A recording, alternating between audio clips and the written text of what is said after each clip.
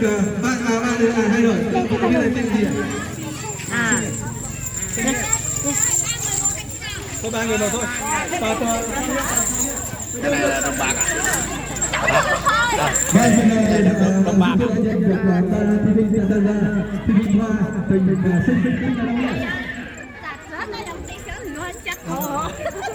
Ba thí sinh của ta rồi có một quý vị, và lúc này thì trên sân khấu, trên sân thi đấu là 3 vận động viên, và nghe hiệu lệnh của tổ trọng tài nhé. Khi nào mà 3, 2, 1 chúng ta mới được vận động viên có thể chạy nhé. Chạy về bên kia quay lại về kia được tính nhá, không được bỏ bao nhé, phải kéo bao lên nhé. Nếu mà kéo bao là bạn quy nhé. Nào chuẩn bị chưa? 3, 2, 1 vào. Vâng, phải nói là các kỳ của tôi đã chạy cái thức lúc này đã có những cái trở về không được biết.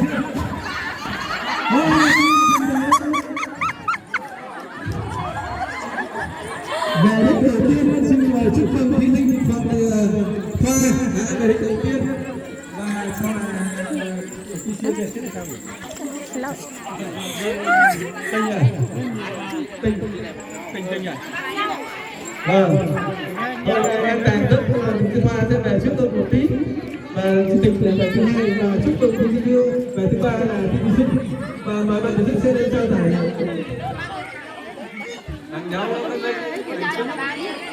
ở đây ba thì chúc mừng cả ban nhân đều nhân đều và ban tổ chức cả ba thí sinh đều nhân đều.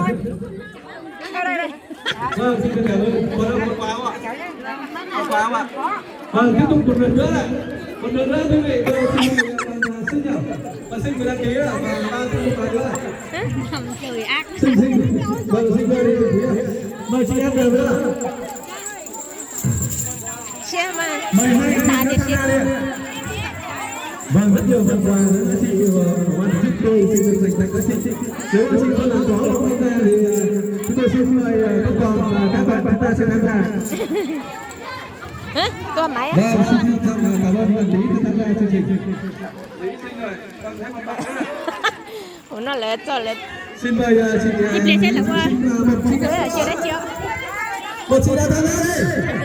Quý vị đã đến tham gia trong chương trình hôm nay, xin được chúc mừng 3 thí sinh, và đặc biệt là hôm nay có sự tham gia của chị Thắm là chi hội trưởng mới của thôn Nàn Có của chúng ta hôm nay. Xin mời quý vị chúng ta cùng chứng kiến màn thơ đại tài này của 3 thí sinh rất là đồng đều, chiều cao và cân nặng chắc là có ngang nhau thôi ạ. Mời quý vị chúng ta thổi một tràng pháo tay thật lớn để chúc mừng 3 thí sinh ạ. Vào, thí sinh chuẩn bị chưa? Chuẩn bị bắt đầu chưa? 3, 2, 1. Cố lên.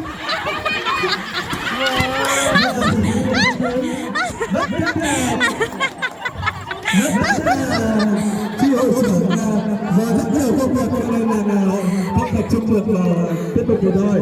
Còn xin chúc mừng hai thí sinh, đồng chí Nam Hà Nhất và xin cho trình bày tài nhì. Tuy nhiên với sự nỗ lực của đồng chí chi hội trưởng và ban tổ chức muốn dành phần quà cho đồng chí Thắm ạ. Xin mời ban tổ chức sẽ dành phần quà cho đồng chí Thắm ạ.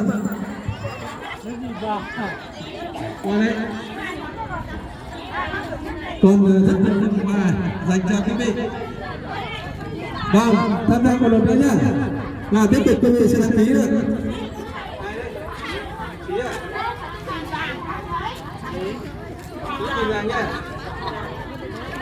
Vâng, tiếp tục quý vị chúng ta đăng ký ạ.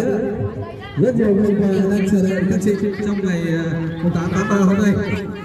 Quý vị thân mến, trong khuôn khổ của ban tổ chức kỷ niệm 114 năm ngày quốc tế phụ nữ, và đặc biệt thôn Nàn Có của chúng ta thì nhiều năm nay, và hôm nay thì được sự quan tâm của công chí lãnh đạo đảng, chính quyền địa phương, được sự quan tâm chỉ đạo của hội phụ nữ Hội phụ nữ xã Đông Lên đã tổ chức một chương trình đặc biệt đối với thôn Nàn Có. Sau đây là trò chơi tiếp theo, xin mời các chị, xin mời các chị đăng ký ạ. Vì chúng ta sẽ thưởng thức chương trình này. Bắt đầu. 3, 2, 1, go!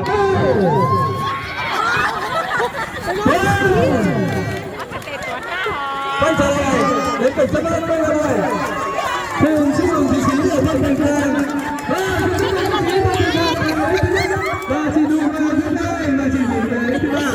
xin mời ban tổ chức sẽ giao lưu phần thưởng giải cho các quý vị. Biết tôi nhả thiếu. Nhập kho nhà tha để được cái này. Làm một cái Cảm ơn rất nhiều các quý vị đã tham gia chương trình hôm nay, và đặc biệt là quý vị chúng ta sẽ cảm nhận sân khấu để chúng ta tiếp tục chứng kiến một phần so tài, đó là việc bắt và đoán đồ vật. Vậy và chị Phương sẽ là người đoán. Chị Phương sẽ là người đoán và đề nghị ban tổ chức xin mời trên đầu của quý vị chúng ta sẽ có một cái bức tranh.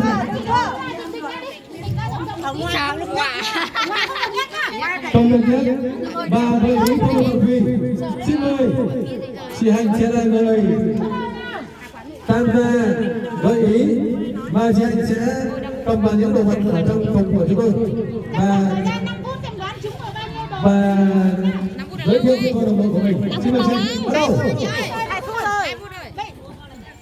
Quả này đây tầm khoảng 10 gram, cầm lên đi. đây 10 gram, da nhắn, da nhắn, da nhắn, da nhắn, da nhắn, 11 gram.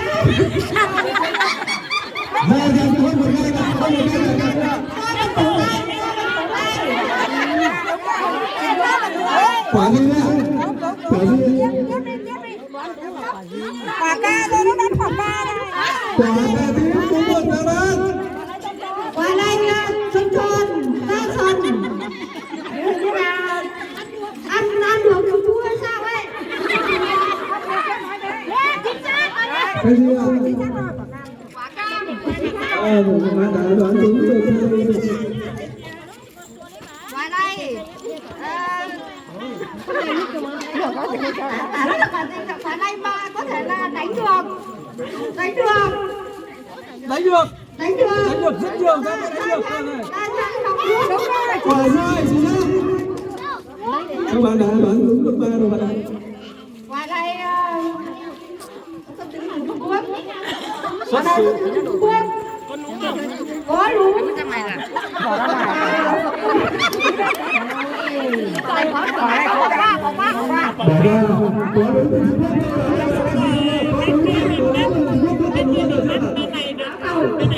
Táo đầu đúng rồi, chính xác.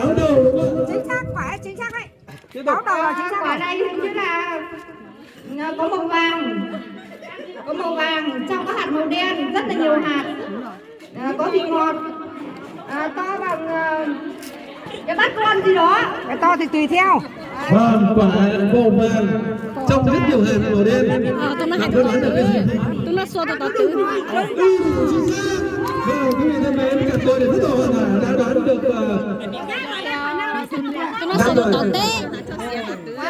Bấm giờ ra đây. Quả này có mùi thơm. Mấy quả này có mùi thơm, mũi vàng. Mấy phút rồi? 2 phút đấy thôi. Mũi vàng. Mấy phút? Mùi thơm. 3 phút. Quả này lúc có khai. Chuyển đấy. Quả ta trồng rất là nhiều luôn. Quả mít. Quả mít chính xác. Tiếp tục là Người đoán người trả lời à? đeo không nhìn thấy này.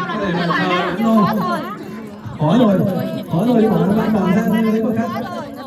Nít phiêu của. Quả đây chưa có à? Quả Lắp phí phiêu. quả gì?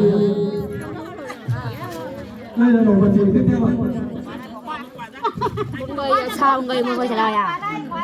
Có màu lâu da.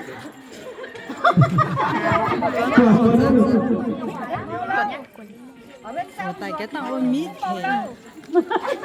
Bỏ màu đâu, xanh màu đâu, nhiều thứ màu đâu các bạn ạ. Như không biết là cái màu gì. nó bừng lắm. Đây là một cái không biết cái gì. Nó có nhiều nhựa các loại này. Rất nhiều nhựa.